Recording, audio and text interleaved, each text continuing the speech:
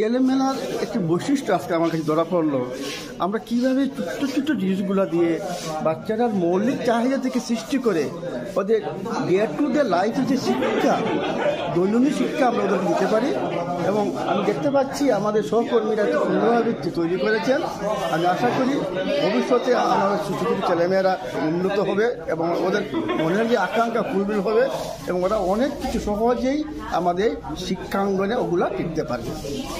যেভাবে পার্থ স্যার একটা করেছেন, এক সামান্য একটা অক্ষরে কী কী শব্দ তৈরি করতে পারে ওরা সৃষ্টি করেছেন।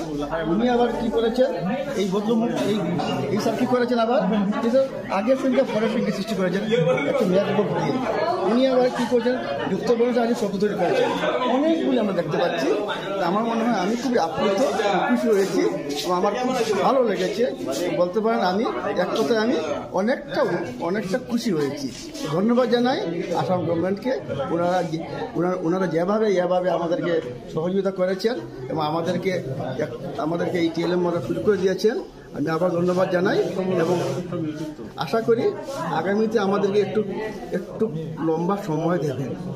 সময় দিলে আমরা আরও সুন্দরভাবে এগুলো জেনারেশন করতে পারতাম। যেহেতু আমরা এলপি টিচার, আমাদের হাতে দুটো সময় নেই।